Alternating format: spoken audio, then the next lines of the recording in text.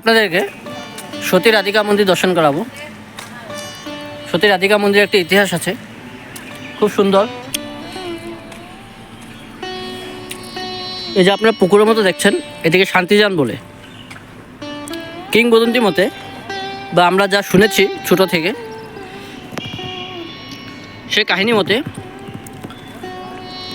মহাপুরুষ শ্রীমন্ত শঙ্করদেব একটা সতীর সন্ধানে ছিলেন।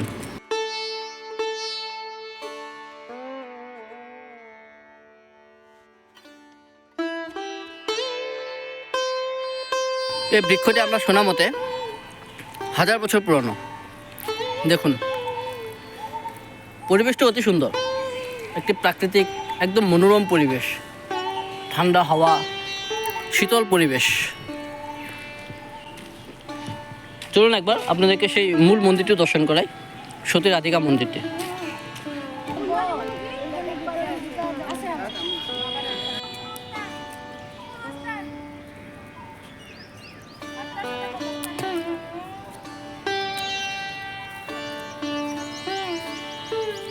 বিশেষ সংরক্ষণ না থাকায় কিছু নষ্ট হয়েছে, কিন্তু তার মাহাত্ম্য এখনও সে অটুট আছে।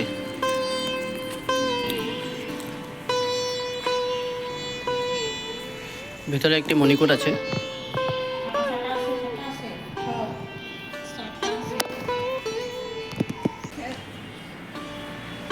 বিশেষ কিছু না থাকলেও এই মন্দিরটি যে মাহাত্ম্য এবং যে কাহিনী, তা সবাইকে আকৃষ্ট করে। আজকে আপনাদেরকে আমরাও দেখালাম সেই সতী রাধিকা মন্দির। একবার আসুন ঘুরতে আসামের বরদোয়াতে। এখানে আসলে এই মন্দিরটা আপনারা নিশ্চয় দর্শন করবেন, মনে একটা আনন্দ পাবেন।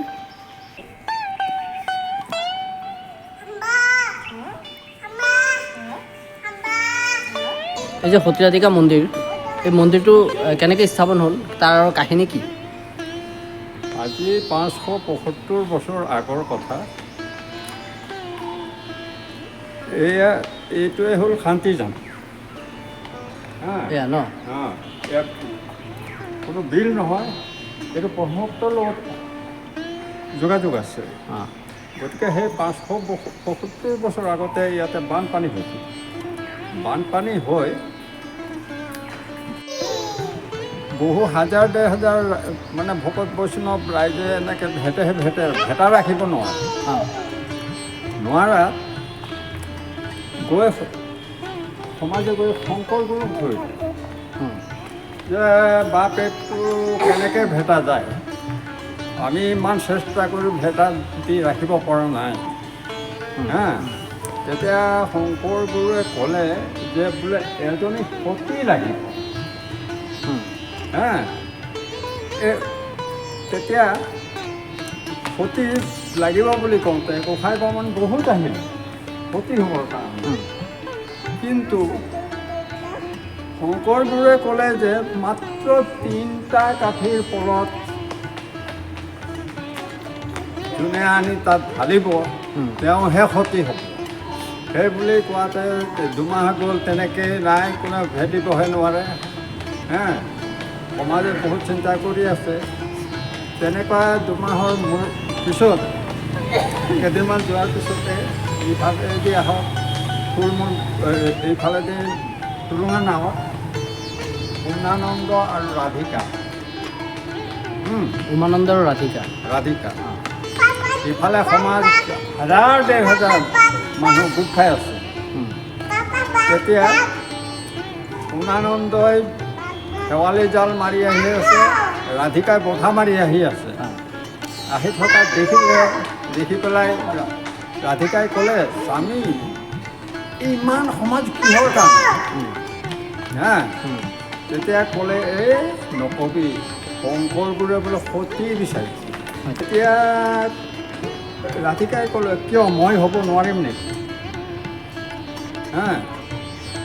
তাৰপিছত উমানন্দই ক'লে, এই গোসাঁই বামুণে সতী হ'ব পৰা নাই আৰু তই সতী হ'ব আহিছে। তাৰপিছত তেনেকুৱাতে মানে সিহঁতে যেনেকৈ এতিয়া ডাঙৰকৈ কোৱা হৈছে তেনেকুৱাতে ডাঙৰকৈ কৈ থকাত সিফালে ভকত এজনে গা ধুই আছে, ইফালে সিপাৰে। আচ্ছা। ভকতজনে শুনি চিন্তা কৰিলে যে গোসাঁই বামুণত তিৰিয়ে সতী হ'ব পৰা নাই, যে দুমুনিজনী সতী হ'ম বুলি কৈছে। অঁ গুৰুজনাক গৈ সুধি চাওঁ। গৈ গুৰুজনাক গৈ ক'লে যে বাপ, এহাল মাছমৰীয়াই কৈছে যে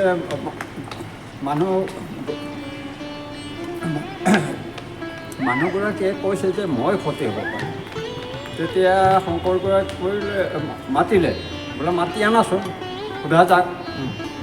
তাৰপিছত মাতি আনাত দুইটা গ'ল শংকৰ গুৰুৰ ওচৰত, দুইটাই অষ্টাংগ প্ৰণাম কৰিলে। কৰাৰ পিছত শংকৰ গুৰুৱে সুধিলে, তুমি কেনেকৈ সতী হোৱা? বোলে অতিথিক মই কেতিয়াও বিমুখ নকৰোঁ, কিবা দিব নোৱাৰিলেও পানী এগিলাচেদি বিদায় দিওঁ। তাৰপিছত আৰু কিছু তেনেকৈ মানে হেৰি কৰিলে সতীৰ বিষয় লৈ। কৰাৰ পিছত শংকৰ গুৰুৱে ক'লে, আজি যোৱা কাইলৈ আহিবা ৰাতিপুৱা। তাৰপিছত পাছদিনা আহিছে। আহাত হাজাৰ ডেৰ হাজাৰ ভকত বৈষ্ণৱ গোট খাইছে। খোৱাত ক'লে, শংকৰ গুৰুৱে ক'লে যে যোৱা পানী আনিবা। এই দক্ষিণ ফালে গৈ বাঁহৰ তিনিটাই কাঠি পল। হা, মানুহে চিন্তা কৰিছে, আৰু এইটো বৰ চিন্তনীয় বাঁহৰ কাঠি এটা ইমান ফুটা ঢকা কাঠি, তাত পানী কেনেকৈ আহিব? শংকৰ গুৰুৱে পল এটা দিলে, তিনিটা কাঠি পল দিলে যে এইটোত পানী আনি দিব লাগে। তাৰপিছত গ'ল পানী আনিবলৈ। আনাত পলটোৰ পৰা 4 আঙুল পানী কম পৰে। হা, আহাত সমাজৰ গুৰুজনাও সুধিলে, বোলে তোমাৰ কিবা এটা দুখ আছে, যে কিহৰ দুখত এই পানী 4 আঙুল কম পৰি আহে? এতিয়া বহুত চিন্তা কৰি ৰাধিকাই ক'লে যে বাপসকল, এটা দুখ মোৰ হৈছে যে এদিন স্বামী নাছিল। স্বামী নথকা দুপৰীয়া দুপৰীয়া স্বামীৰ ভনী জোঁৱাই আহিল। হাত কলপাত কাটিবৰ কাৰণে কাঁচিখন দলি মাৰি দিওঁতে মোৰ পুৰণিখন উৰি গ'ল, 4 চকুৰ মিলন। এইখিনিয়ে পাপ আছে। আচ্ছা। তেতিয়া শংকৰ গুৰুৱে ক'লে, সমাজেও ক'লে যে যোৱা এইখিনি আমি ভগাই ল'লোঁ। দ্বিতীয়বাৰ যোৱা। দ্বিতীয়বাৰ যাওঁতে আগত কিছু সমাজ কম আছিলে। যেতিয়াই দ্বিতীয়বাৰ যাবলগীয়া হ'ল আৰু সমাজৰ মানে ওচৰ চাপি আহিল যে কেনেকৈ পানীখিনি আনিব। তেতিয়াই পানী বুৰাই পেলাই কান্ধত তুলি আনিছে বাওঁফালে। আনাত সকলোৱে হৰিধ্বনি দিলে। দিয়াৰ পিছত পানী আনি পেলাই দিছে। সেই যে দলঙৰ তলতে অকণমান ঢিপ দেখা গৈছে নহয়,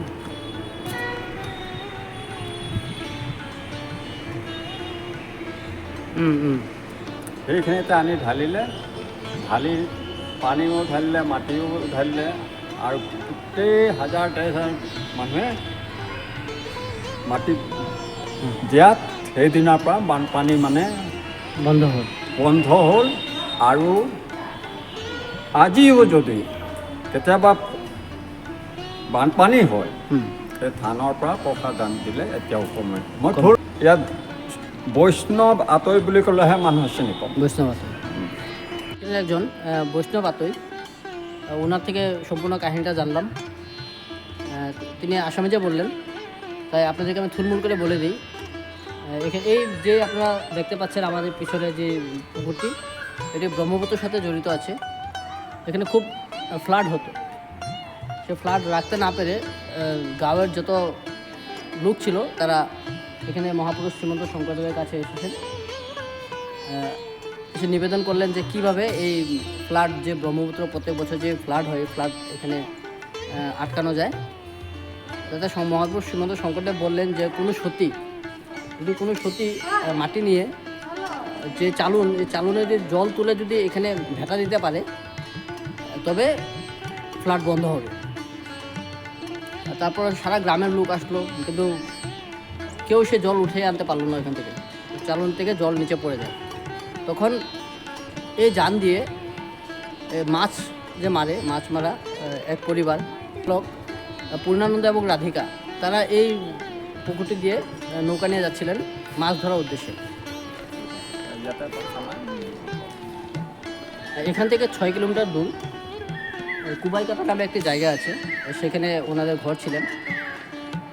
তারপর যখন এখানে এসে অনেক লোকের ভিড় দেখলো বা ভক্ত প্রাঙ্গণের ভিড় দেখলো, তখন এখানে জিজ্ঞাসা করলো যে এখানে কী হয়েছে, এত ভক্তের ভিড় বা এত লোক সমাগম হয়েছে। তখন বললেন যে এখানে যে ব্রহ্মপুত্র প্রত্যেক বছর যে ফ্লাড হয়, যে বানপানি ডুবিয়ে দেয়, তা রোধ করার জন্য মহাপুরুষ শ্রীমন্ত শঙ্করদেবের কাছে এসেছিলেন। গুরুদেবে তখন সবাইকে বলেছিলেন যে সতী তিনি যদি চালুন দিয়ে যে জল এনে এখানে ঢালতে পারে স্নান করে, তবে সে ফ্লাড বন্ধ হবে। তখন কেউ আর সে কাজটি করতে পারলো না। তারপর যখন এই দুই পরিবারের দুই স্ত্রী এবং পুরুষ যখন আসলো, তখন সতী রাধিকা তিনি স্বামীকে বললেন যে আমি একবার চেষ্টা করে দেখি পারি নাকি। তখন সেই মতো কাজ হলো, চালুন দিয়ে জল আনতে গেল।